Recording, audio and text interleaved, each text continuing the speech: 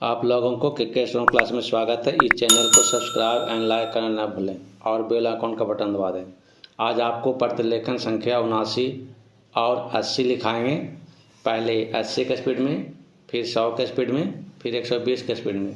Pencil copy लेकर तैयार हैं। Ready, last ready, start. सभापति महोदय, जिस विधेयक पर इस सदन में चर्चा हो रही है उसका इस देश के अधिकांश लोगों ने और इस सदन में भी अधिकांश सदस्यों ने स्वागत किया है, इसलिए इसमें दो राय नहीं हो सकती कि यह विधेयक जनोपयोगी है।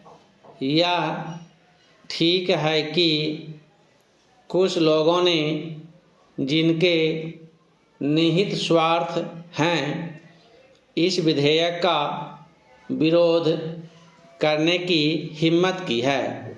ऐसे लोगों में जनसंघ और स्वतंत्र पार्टी, जिनकी पूंजीवादी नीतियां हैं, उनका विरोध करना स्वाभाविक ही है। पहला चेंज, मैं आपके माध्यम से मंत्री महोदय से कह रहा था कि जहां तक विधेयक का स्वागत करने का प्रश्न है, यह जनोपयोगी है। जहां मैं इस विधेयक का स्वागत करता हूं, वहां यह भी निवेदन करना चाहता हूं कि इस कानून को सफल बनाने के लिए, जैसा प्रधानमंत्री ने सदन में अभी कहा, जो लोग इसका स्वागत करते हैं उनको उचित दृष्टिकोण और ईमानदारी के साथ काम करना चाहिए। पहला चेंज, हमारे देश ने गरीबी को दूर करने के लिए पंचवर्षीय योजनाओं के माध्यम से योजनाबद्ध तरीके से विकास के कार्यक्रम को चलाने की नीति अपनाई है। विधेयक के सिलसिले में जहां यह विरोध किया जाता है कि इस विधेयक से एक तानाशाही पैदा होगी, अधिनायकवाद होगा, और वहाँ मैं यह निवेदन करना चाहता हूँ कि यह विधेयक उन लोगों पर जो पूंजीवाद के जरिए से, एकाधिकार के जरिए से हम पर नियंत्रण रखना चाहते थे और जिनकी पूंजी इस विधेयक के अभाव में बैंकों के माध्यम से बराबर बढ़ती जा रही थी, रोक लगाता है। उनकी नीतियों का परिणाम यह हुआ, देश के चंद लोगों की पूंजी जो इन बैंकों के स्वामी थे, अत्यधिक बढ़ गई। हमें मालूम है कि स्वतंत्रता के बाद देश में बिरला और टाटा की पूंजी किस प्रकार से कई गुनी बढ़ गई है। इसलिए कांग्रेस पर यह आरोप लगाया जाता रहा है कि उसके राज में मालदारों की मालदारी बराबर बढ़ती गई है। इसको कम करने के लिए कांग्रेस के निर्णय के अनुसार यह कदम उठाया गया। यह कदम स्वागत योग्य है, लेकिन जहां इस कदम का स्वागत करने की बात है, वहां इस बात की आवश्यकता भी है कि यह विधेयक खाली कागजों में ही न बना रह जाए। आज के ज़माने में हमारे शासन में जिस तरह से नौकरशाही का बोलबाला चला आ रहा है, जिसको यह सरकार समाप्त नहीं कर सकी है। पैराचीन। सभापति महोदय, मैं निवेदन करना चाहता हूं कि सबसे बड़ी आवश्यकता इस बात की है कि इन बैंकों में इन नौकरशाहों को न रखकर उनके संचालन के लिए ऐसे लोगों को रखा जाना चाहिए जिनका बैंकों के राष्ट्रीयकरण में पूर्ण विश्वास हो, क्योंकि किसी संस्था में जब उस संस्था को चलाने वाले लोग ऐसे नहीं होते जो संस्था के कार्यक्रम में विश्वास रखते हों, तब तक यह संस्था कभी सफल नहीं हो सकती। मेरा कहना यह है कि हमारे देश में सार्वजनिक उपक्रम जो असफल है, उसका सबसे बड़ा कारण यही रहा है। जितनी भी असफलता हुई है, उसका कारण हमारी नौकरशाही रही है। जिस नौकरशाही को समाजवाद में बिल्कुल भरोसा नहीं है, उसका सदा बोलबाला रहा है। इसका परिणाम यह रहा है कि एक ओर तो इस देश में छोटे छोटे मामलों में बराबर देरी होती गई है, निर्णय नहीं लिए गए हैं, और दूसरी ओर उसके होने वाले लाभों से गरीबों को दूर रखा गया है। पैराचीन। बैंकों के राष्ट्रीयकरण के बाद इस बात की आवश्यकता है कि बैंक गांवों में जाते। आज तो बैंक एक तरह से शहरों के एकाधिकार हो गए हैं, जिसके कारण वहीं पर सारे उद्योग पनपते जा रहे हैं। शहरों की जनसंख्या बढ़ती जा रही है और अलग अलग तरह की समस्याएं उत्पन्न हो रही हैं। उनको दूर करने के लिए आपके बैंकों को गांवों के अंदर जाना पड़ेगा। इसके लिए सरकार को कदम उठाना पड़ेगा और निश्चित तरीके से योजनाएं बनानी पड़ेगी, निश्चित निर्देश देना पड़ेगा, जिसके आधार पर बैंकों का ज़्यादा से ज़्यादा लाभ गांवों और उन कस्बों को हो जहां अभी तक लोगों का काफ़ी विकास नहीं हो पाया है।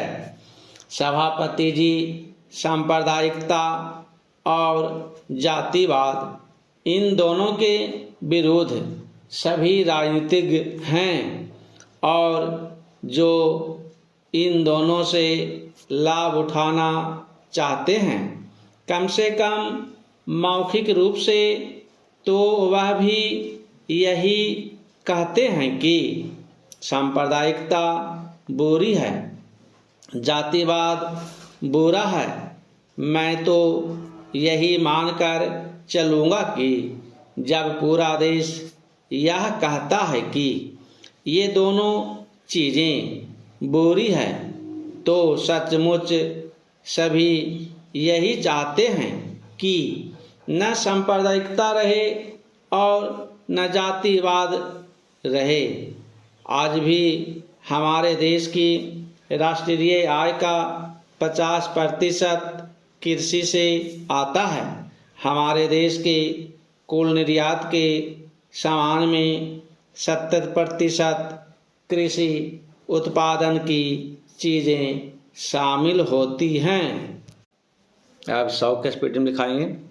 पेंसिल कॉपी लेकर तैयार हैं। Ready, last ready, start. सभापति महोदय, जिस विधेयक पर इस सदन में चर्चा हो रही है उसका इस देश के अधिकांश लोगों ने और इस सदन में भी अधिकांश सदस्यों ने स्वागत किया है। इसलिए इसमें दो राय नहीं हो सकती कि यह विधेयक जनोपयोगी है। यह ठीक है कि कुछ लोगों ने जिनके निहित स्वार्थ हैं इस विधेयक का विरोध करने की हिम्मत की है। ऐसे लोगों में जनसंघ और स्वतंत्र पार्टी जिनकी पूंजीवादी नीतियां हैं उनका विरोध करना स्वाभाविक ही है। Para change. मैं आपके माध्यम से मंत्री महोदय ने कह रहा था कि जहां तक विधेयक का स्वागत करने का प्रश्न है यह जनोपयोगी है। जहां मैं इस विधेयक का स्वागत करता हूं वहां यह भी निवेदन करना चाहता हूं कि इस कानून को सफल बनाने के लिए जैसा प्रधानमंत्री ने सदन में अभी कहा, जो लोग इसका स्वागत करते हैं उनको उचित दृष्टिकोण और ईमानदारी के साथ काम करना चाहिए। Para change. हमारे देश ने गरीबी को दूर करने के लिए पंचवर्षीय योजनाओं के माध्यम से योजनाबद्ध तरीके से विकास के कार्यक्रम को चलाने की नीति अपनाई है। विधेयक के सिलसिले में जहां यह विरोध किया जाता है कि इस विधेयक से एक तानाशाही पैदा होगी, अधिनायकवाद होगा, और वहां मैं यह निवेदन करना चाहता हूं कि यह विधेयक उन लोगों पर जो पूंजीवाद के जरिए से एकाधिकार के जरिए से हम पर नियंत्रण रखना चाहते थे और जिनकी पूंजी इस विधेयक के अभाव में बैंकों के माध्यम से बराबर बढ़ती जा रही थी, रोक लगाता है। उनकी नीतियों का परिणाम यह हुआ देश के चंद लोगों की पूंजी जो इन बैंकों के स्वामी थे अत्यधिक बढ़ गई। हमें मालूम है कि स्वतंत्रता के बाद देश में बिरला और टाटा की पूंजी किस प्रकार से कई गुनी बढ़ गई है। इसलिए कांग्रेस पर यह आरोप लगाया जाता रहा है कि उसके राज में मालदारों की मालदारी बराबर बढ़ती गई है। इसको काम करने के लिए कांग्रेस के निर्णय के अनुसार यह कदम उठाया गया। यह कदम स्वागत योग्य है, लेकिन जहां इस कदम का स्वागत करने की बात है वहां इस बात की आवश्यकता भी है कि यह विधेयक खाली कागजों में ही न बना रह जाए। आज के ज़माने में हमारे शासन में जिस तरह से नौकरशाही का बोलबाला चला आ रहा है, जिसको यह सरकार समाप्त नहीं कर सकी है। Para change. सभापति महोदय, मैं निवेदन करना चाहता हूं कि सबसे बड़ी आवश्यकता इस बात की है कि इन बैंकों में इन नौकरशाहों को न रहकर उनके संचालन के लिए ऐसे लोगों को रखा जाना चाहिए जिनका बैंकों के राष्ट्रीयकरण में पूर्ण विश्वास हो, क्योंकि किसी संस्था में जब उस संस्था को चलाने वाले लोग ऐसे नहीं होते जो संस्था के कार्यक्रम में विश्वास रखते हों, तब तक यह संस्था कभी सफल नहीं हो सकती। मेरा कहना यह है कि हमारे देश में सार्वजनिक उपक्रम को जो असफल है उसका सबसे बड़ा कारण यही रहा है। जितनी भी असफलता हुई है उसका कारण हमारी नौकरशाही रही है, जिस नौकरशाही को समाजवाद में बिल्कुल भरोसा नहीं है, उसका सदा बोलबाला रहा है। इसका परिणाम यह रहा है कि एक ओर तो इस देश में छोटे छोटे मामलों में बराबर देरी होती गई है, निर्णय नहीं लिए गए हैं, और दूसरी ओर उसके होने वाले लाभों के गरीबों को दूर रखा गया है। पहला चयन, बैंकों के राष्ट्रीयकरण के बाद इस बात की आवश्यकता है कि बैंक गांवों में जाते। आज तो बैंक एक तरह से शहरों के एकाधिकार हो गए हैं, जिसके कारण वहीं पर सारे उद्योग पनपते जा रहे हैं। शहरों की जनसंख्या बढ़ती जा रही है और अलग अलग तरह की समस्याएं उत्पन्न हो रही हैं। उनको दूर करने के लिए आपके बैंकों को गांवों के अंदर जाना पड़ेगा। इसके लिए सरकार को कदम उठाना पड़ेगा और निश्चित तरीके से योजनाएं बनानी पड़ेगी, निश्चित निर्देश देना पड़ेगा, जिसके आधार पर बैंकों का ज़्यादा से ज़्यादा लाभ गांवों और उन कस्बों को हो जहां अभी तक लोगों का काफ़ी विकास नहीं हो पाया है। सभापति जी सांप्रदायिकता और जातिवाद इन दोनों के विरुद्ध सभी राजनीतिज्ञ हैं और जो इन दोनों से लाभ उठाना चाहते हैं, कम से कम मौखिक रूप से तो वह भी यही कहते हैं कि सांप्रदायिकता बुरी है, जातिवाद बुरा है। मैं तो यही मानकर चलूँगा कि जब पूरा देश यह कहता है कि ये दोनों चीज़ें बुरी हैं, तो सचमुच सभी यही चाहते हैं कि न सांप्रदायिकता रहे और न जातिवाद रहे। आज भी हमारे देश की राष्ट्रीय आय का 50% कृषि से आता है।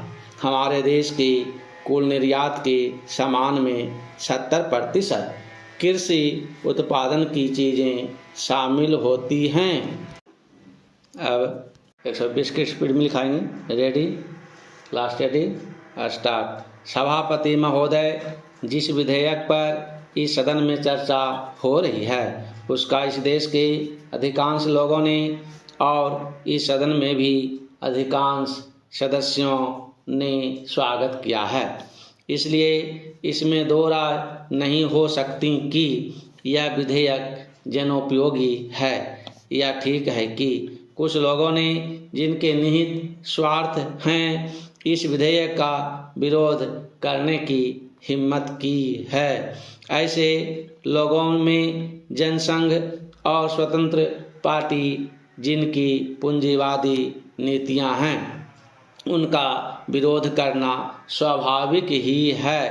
प्राचीन, मैं आपके माध्यम से मंत्री महोदय से कह रहा था कि जहां तक विधेयक का स्वागत करने का प्रश्न है, यह जनोपयोगी है। जहां मैं इस विधेयक का स्वागत करता हूं, वहां यह भी निवेदन करना चाहता हूं कि इस कानून को सफल बनाने के लिए, जैसा प्रधानमंत्री ने सदन में अभी कहा, जो लोग इसका स्वागत करते हैं उनको उचित दृष्टिकोण और ईमानदारी के साथ काम करना चाहिए। पहला चेंज, हमारे देश ने गरीबी को दूर करने के लिए पंचवर्षीय योजनाओं के माध्यम से योजनाबद्ध तरीके से विकास के कार्यक्रम को चलाने की नीति अपनाई है। विधेयक के सिलसिले में जहां यह विरोध किया जाता है कि इस विधेयक से एक तानाशाही पैदा होगी, अधिनायकवाद होगा, और वहाँ मैं यह निवेदन करना चाहता हूँ कि यह विधेयक उन लोगों पर जो पूंजीवाद के जरिए से, एकाधिकार के जरिए से हम पर नियंत्रण रखना चाहते थे और जिनकी पूंजी इस विधेयक के अभाव में बैंकों के माध्यम से बराबर बढ़ती जा रही थी, रोक लगाता है। उनकी नीतियों का परिणाम यह हुआ, देश के चंद लोगों की पूंजी जो इन बैंकों के स्वामी थे अत्यधिक बढ़ गई। हमें मालूम है कि स्वतंत्रता के बाद देश में बिरला और टाटा की पूंजी किस प्रकार से कई गुनी बढ़ गई है। इसलिए कांग्रेस पर यह आरोप लगाया जाता रहा है कि उसके राज में मालदारों की मालदारी बराबर बढ़ती गई है। इसको काम करने के लिए कांग्रेस के निर्णय के अनुसार यह कदम उठाया गया। यह कदम स्वागत योग्य है, लेकिन जहां इस कदम का स्वागत करने की बात है वहां इस बात की आवश्यकता भी है कि यह विधेयक खाली कागजों में ही न बना रह जाए। आज के ज़माने में हमारे शासन में जिस तरह से नौकरशाही का बोलबाला चला आ रहा है, जिसको यह सरकार समाप्त नहीं कर सकी है। पैरा चेंज, सभापति महोदय, मैं निवेदन करना चाहता हूं कि सबसे बड़ी आवश्यकता इस बात की है कि इन बैंकों में इन नौकरशाहों को न रखकर उनके संचालन के लिए ऐसे लोगों को रखा जाना चाहिए जिनका बैंकों के राष्ट्रीयकरण में पूर्ण विश्वास हो, क्योंकि किसी संस्था में जब उस संस्था को चलाने वाले लोग ऐसे नहीं होते जो संस्था के कार्यक्रम में विश्वास रखते हों, तब तक यह संस्था कभी सफल नहीं हो सकती। मेरा कहना यह है कि हमारे देश में सार्वजनिक उपक्रम जो असफल है उसका सबसे बड़ा कारण यही रहा है। जितनी भी असफलता हुई है उसका कारण हमारी नौकरशाही रही है, जिस नौकरशाही को समाजवाद में बिल्कुल भरोसा नहीं है, उसका सदा बोलबाला रहा है। इसका परिणाम यह रहा है कि एक ओर तो इस देश में छोटे छोटे मामलों में बराबर देरी होती गई है, निर्णय नहीं लिए गए हैं, और दूसरी ओर उसके होने वाले लाभों से गरीबों को दूर रखा गया है। पहला चेंज, बैंकों के राष्ट्रीयकरण के बाद इस बात की आवश्यकता है कि बैंक गांवों में जाते। आज तो बैंक एक तरह से शहरों के एकाधिकार हो गए हैं, जिसके कारण वहीं पर सारे उद्योग पनपते जा रहे हैं। शहरों की जनसंख्या बढ़ती जा रही है और अलग अलग तरह की समस्याएं उत्पन्न हो रही हैं।